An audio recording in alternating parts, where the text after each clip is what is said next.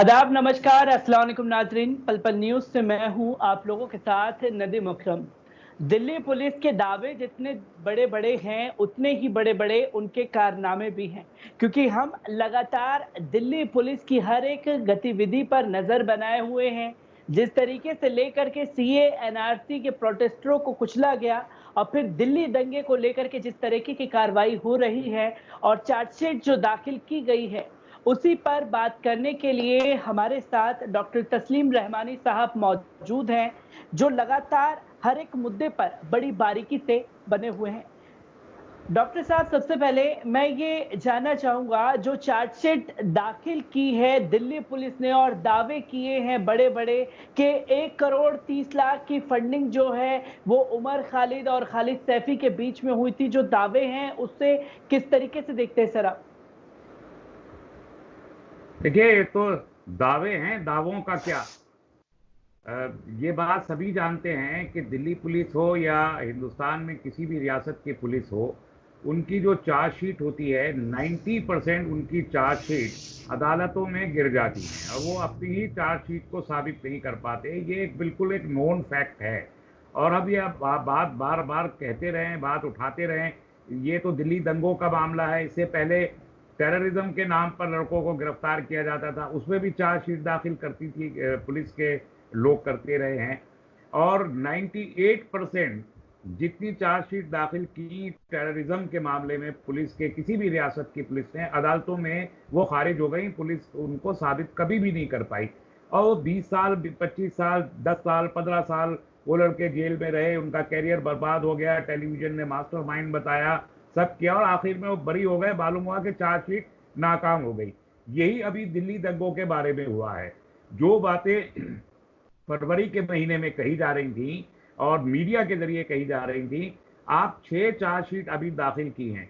6 की 6 चार्जशीट पे आप वही बातें आप उसमें पढ़ेंगे, उन चार्जशीट में जो टेलीविजन पे जो बीजेपी और आरएसएस के तर्जुमान या टीवी के एंकर्स बोला करते थे, उन्हीं बातों को इन चार्जशीट पे लिख दिया गया है। अब जब ये क्रॉस एग्जामिनेशन में कोर्ट में जाएंगी, 4 साल लगेंगे, 5 साल लगेंगे, एक एक करके ये खारिज हो जाएंगी और ये लोग बरी होके बाहर आ जाएंगे। ये होगा।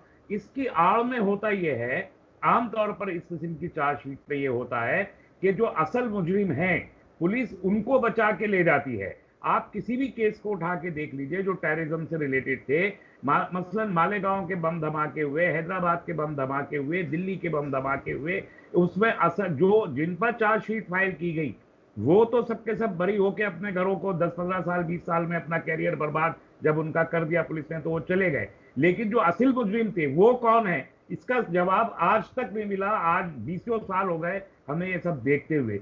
यही अब हो रहा है दिल्ली के इस हिसाब के मामले में कि जिन लोगों पर पुलिस, जिन लोगों पर उंगली उठाई गई, जिनको कहा गया, जैसे परेश वर्मा को कहा गया, कपिल मिश्रा को कहा गया, अनुराग ठाकुर को कहा गया, उत्तर प्रदेश से एक हिंदू कट्टर हिंदू के नाम से एक संगठन उठा, वहां से किराए के लोग यहां पर आए, 300 के करीब लोग आए, ये बातें कही जा रही हैं। इसमें पुलिस ने कोई भी जवाब इसका पुलिस ने नहीं दिया है। तो सवाल यह है कि जिस तरफ अंकुश नुमाई की जा रही है, उसको तो आप कोई एफआईआर उनके खिलाफ, कोई चार्जशीट, आपने एफआईआर भी नहीं की, चार्जशीट आना तो दूर की बात है। और जिनको ये कहा, जिन पर जवाब दिए जा रहे हैं कि ऐसा भी था, ऐसा भी था, उनको आपने मुजरिम बना के, और यूएपीए का अभी जो जो चार्जशीट आई, उसमें हिंदू और मुसलमान के लफ्ज इस्तेमाल किए।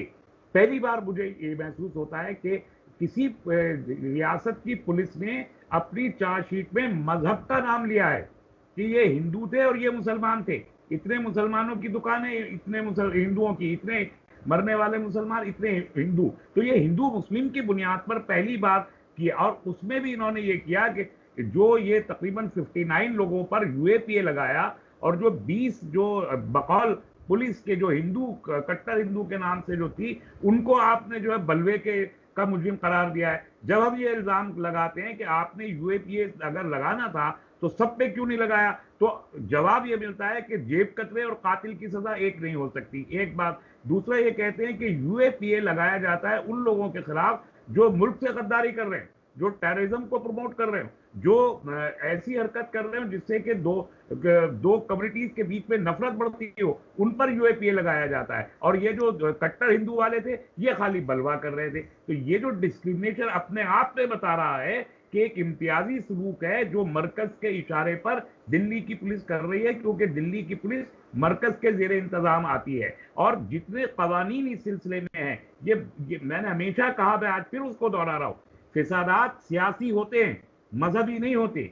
मैं 70,000 फिसादात में एक फिसाद को उठा के बोल सकता हूं कि उनका एक पॉलिटिकल आउटकम था। ये जो दिल्ली के फिसादात थे, ये कम्युनल फिसाद, इनको बनाया गया, दो फिरकों के बीच फिसाद बपा करवाया गया, मकसद सियासी था। और सियासी मकसद ये था कि सीएए के खिलाफ जो प्रोटेस्ट मुल्कगीर सतह पर पुरअमन चल रहा था, उस पूरे मुल्क में जो 2,500 जगहों पर मुस्तकिल लगातार एक तहरीक चल रही थी, जो जमहूरी और पुरअमन तहरीक थी, अपने हक के मुताबिक लोग वो तहरीक चला रहे थे, उसे बदनाम करके उसको वायलेंट बनाना और उसके बदनाम के जरिए कम्युनल पोलराइजेशन करना और उस पोलराइजेशन के जरिए पूरे के पूरे मूवमेंट को किल करना, ये पॉलिटिकल पर्पस था सेंट्रल गवर्नमेंट का, जिसके लिए फिसाद किया गया। इसीलिए हम कहते हैं कि जो फिसाद था वो पूरे तौर पर वो मंसूबा बंद था, वो एक साजिश थी। इस बात ये सभी कह रहे हैं और ये हम भी मानते हैं कि वो साजिश थी, मगर साजिश किसने की और क्यों की, इस सवाल का जवाब उस चार्जशीट में कहीं भी नहीं है कि किसने साजिश की। जो असल साजिश करने वाले हैं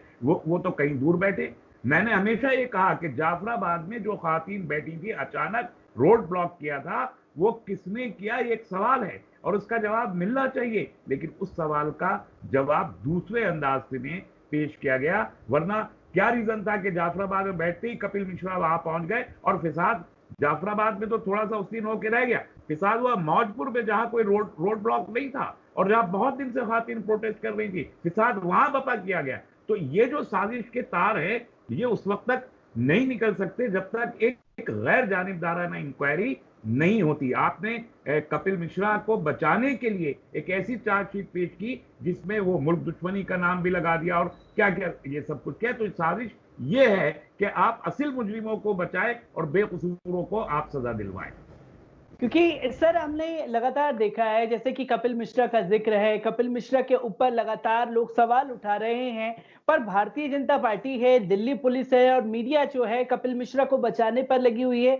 और फेसबुक के संस्थापक ने भी साफ तौर पर यह बोल दिया, मार्क जुकरबर्ग ने, कि हिंसा जो फैलाने वाले तत्व हैं उन्हें बिल्कुल बर्दाश्त नहीं किया जाएगा कपिल मिश्रा को लेकर के। तो किस तरीके से देखते हैं, एक तरफ जो लोगों की गिरफ्तारियां हो रही हैं वो सिर्फ धर्म के आधार पर हो रही हैं, वहां दिल्ली पुलिस ये दावे कर रही है कि दिल्ली पुलिस दिल की पुलिस, तो किस तरीके से दिल की पुलिस बन के दिखा रही है दिल्ली पुलिस? नहीं, देखिए, ये तो पूरे मुल्क के लिए शर्म की बात है कि पूरा मुल्क का एक बड़ा तबका खड़े होकर जो मुजरिमीन हैं उनकी जानिब उंगली उठा के इशारा कर रहा है कि ये मुजरिम है, इन्होंने साजिश की है। और इन लोगों ने, जिनके भी नाम लिए जा रहे हैं, अनुराग ठाकुर हो या कपिल मिश्रा हो या परेश वर्मा हो, ये सब लोगों ने खुले तौर पर चैलेंज किया है कि हम कत्ल कर देंगे, हम कानून को अपने हाथ में ले लेंगे। और उन्होंने दावत दी है लोगों को कि वो खड़े हों, लोगों को कत्ल करें। ये एक बहुत बड़ा जुर्म है जिसपे यूएपीए उनके खिलाफ लगना चाहिए। लेकिन कोई मेंबर पार्लियामेंट है, कोई एमएलए है, कोई मिनिस्टर है यूनियन गवर्नमेंट का, इसलिए कोई कार्रवाई उनके खिलाफ नहीं हुई। तो जब मुल्क के अंदर कार्रवाई नहीं हुई, तो जो कार्रवाई गैर मुल्क में बैठे हुए लोग कर सकते हैं, जैसे फेसबुक के मालिक ने आज एक कार्रवाई की कि उनके अकाउंट को डिलीट कर दिया, तो ये क्या हमारे मुल्क के लिए, पूरे मुल्क के लिए शर्म की बात नहीं है कि एक गैर मुल्क में बैठी हुई कंपनी का मालिक उसका अकाउंट डिलीट कर रहा है? वो जानते हैं। तो हमारा मुल्क उसको अगर अडॉप्ट नहीं कर रहा, तो सरकार के ऊपर सवालिया निशान आके खड़ा होता है कि सरकार किस तरीके से कानून को अपने हाथ में ले रही है और जो बने हुए कानून है उनका नाजायज इस्तेमाल कर रही है। और एक बात ये जहन में रहनी चाहिए, ये जितने कवानीन है, ये बीजेपी के बनाए हुए कवानीन नहीं है, ये कवानीन कांग्रेस की और इससे पिछली सरकारों के बनाए हुए कवानीन हैं। आपको याद होगा टाडा था, जब टाडा पर इस मुल्क में सेकुलर लोगों ने ऑब्जेक्शन किया और उसको हटाने की कोशिश की, तो टाडा के ही प्रोविजन को उठा के नया कानून बना दिया, उसको पोटा कहा। पोटा पर जब ऑब्जेक्शन हुआ तो पोटा को हटा के जो यूएपीए पहले से चला आ रहा था, वही सारे प्रोविजन जो टाडा में थे, जो पोटा में थे, वही सब उठा के यूएपीए में डाल दिए गए। ये किसने किया था काम? ये काम तो कांग्रेस ने किया था ना। और इससे जो रियासतों में रीजनल पार्टियों की सरकारें हैं, उन्होंने भी उसको अडॉप्ट किया, चाहे सपा हो चाहे बसपा हो। तो ये तमाम वो कवानीन है। फर्क सिर्फ इतना है कि वो जो सियासी पार्टियां खुद को सेकुलर कहती हैं, वो जरा हाथ बचा के चालाकी से काम करती हैं। लेकिन बीजेपी को मुस्लिम वोट नहीं चाहिए, ये वो कह चुके हैं बार बार। उनको सिर्फ हिंदू वोट चाहिए। तो वो खुलेआम एहसास तफाखुर के साथ और मजीद एहसास तफाखुर एक कम्युनिटी के अंदर पैदा करने के लिए वो ये जानबूझ के खुलेआम उन कवानीन का इस्तेमाल करते हैं जो कवानीन कांग्रेस ने बनाए हैं, और उनके जरिए खुद को भी बचाते हैं, अपने मुजरिम लोगों को भी बचाते हैं, और बेकसूरों को जेल में डालकर ये मैसेज देते हैं कि ये लोग असल मुजरिम हैं और ये देशद्रोही हैं। तो ये दिल्ली पुलिस तो एक टूल है। असल जो उनके मेंटर हैं वो तो वो फासिस्ट ग्रुप्स हैं जो आज सरकार में बैठे हुए हैं और हर आवाज को दबा देना चाहते हैं, और जुल्म की हर आवाज की वो हौसला अफजाई कर रहे हैं। और इसके खिलाफ तमाम लोगों को, इस मुल्क को अगर बचाना है और इस दस्तूर को बचाना है, तो तमाम लोगों को बहुत संजीदगी से इस पर गौर करना पड़ेगा। क्योंकि सर एक सवाल जहन में आता है, क्योंकि हमने 15 दिसंबर की जो ब्रुटैलिटी थी दिल्ली पुलिस की, उसको अपनी आंखों से देखा था कि किस तरीके से जामिया के छात्रों पर लाठियां भाजी गई, अंदर घुस करके तोड़फोड़ की गई। उस पर दिल्ली पुलिस ने जवाब दिया है और ये कहा है कि वो जामिया में एंटर इसलिए हुई थी क्योंकि जो छात्र हैं वो दंगा कराने वाले दंगाई उनके बीच में थे। वो लोग पेट्रोल बम लेकर के, छात्र पहले से मौजूद थे और लाखों की तादाद में उन्होंने पत्थर जमा कर रखे थे दिल्ली पुलिस पर वार करने के लिए। जो दावा दिया है जामिया में घुसने का, उसे किस तरीके से देखते हैं सर? क्योंकि आप उस दौरान वहां मौजूद थे, क्या आपको कुछ ऐसी चीजें नजर आई थी? कितना जमीन आसमान का फर्क है दिल्ली पुलिस के दावों में? देखिए, दिल्ली पुलिस को तो बयान करने के लिए एक दावा करना है, और वो दावे की कॉलेज जब खुलेगी। मैंने जो कहा उस दिन आपने भी देखा, दंगा जब होता है तो दंगा में कोई फूल तो बरसाए नहीं जाते, तो दंगे में तो पत्थर ही बरसाए जाते हैं, गोलियां बरसाई जाती हैं, डंडे बरसाए जाते हैं, पेट्रोल बम भी। ये दंगा तो हुआ है, इसमें क्या शक है कि दंगा हुआ, और दंगा हुआ तो उसमें पेट्रोल बम भी चले, इसमें तो कोई दो राय है नहीं, इसको इनकार नहीं किया जा सकता, ये मानना पड़ेगा। लेकिन वो पेट्रोल बम किसने चलाए, किनके पर? क्या वही लोग थे जिनका नाम पुलिस ले रही, या कोई दूसरे लोग थे? ये कौन तय करेगा? मुझे याद है बहुत, जब मैंने ये कहा था कि 98% रेट ऑफ इक्विटल है और 90% ये गिर जाती हैं, इस किस्म की चार्जशीट अदालत में एग्जिस्ट नहीं कर पाती, ये उसको ये क्रॉस एग्जामिनेशन में फेस नहीं कर पाते हैं, तब मैंने 2009 में ये बात कही थी। उस वक्त के होम मिनिस्टर जो थे पी चिदम्बरम साहब, मैंने कहा था 98% रेट ऑफ इक्विटल है, बिकॉज कि पुलिस के पास एविडेंस नहीं होता, झूठ की बुनियाद पर मुकदमा दायर करती है। तो चिदम्बरम साहब ने मुझे जवाब दिया था कि नहीं, this is because of the lack of evidence, कि एविडेंस की कमी होती है। मैंने कहा था नहीं, ये एविडेंस की कमी नहीं होती है, this is the absence of evidence. Evidence होता ही नहीं है सिरे से।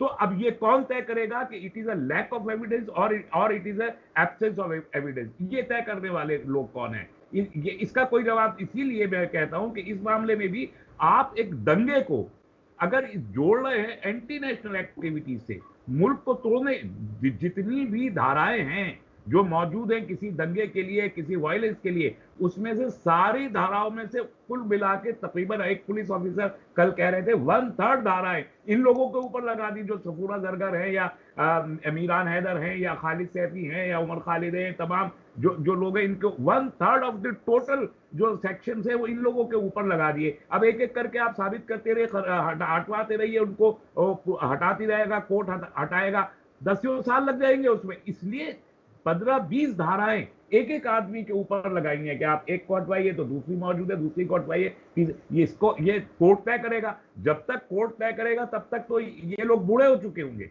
तो इसका कोई इलाज सामने नहीं आता, और ये कोई तय नहीं कर, कोर्ट जब करेगा उससे पहले कोई भी तय नहीं कर सकता कि पुलिस सही कह रही है गलत कह रही है। पुलिस जब को पता चलेगा कि गलत है तब तक बहुत देर हो चुकी होगी। ये पुलिस रिफॉर्म का किस्सा है कि पुलिस रिफॉर्म की जरूरत है, मगर क्यों करेंगे पुलिस रिफॉर्म? जब एक माइंडसेट बना हो सिलेक्टिविटी का कि एक तबके को हमें वो तबका मुसलमान नहीं है, ये गलतफहमी नहीं होनी चाहिए कि वो तबका मुसलमान है। अभी कल विनोद दुआ पर जो है वो एफआईआर हो गई। विनोद दुआ तो मुसलमान नहीं है, और पॉलिटिकल लोगों में भी जो जो हुकूमत की मुखालफत कर रहे हैं, कम्युनिस्टों का बड़ा तबका तो मुसलमान नहीं है।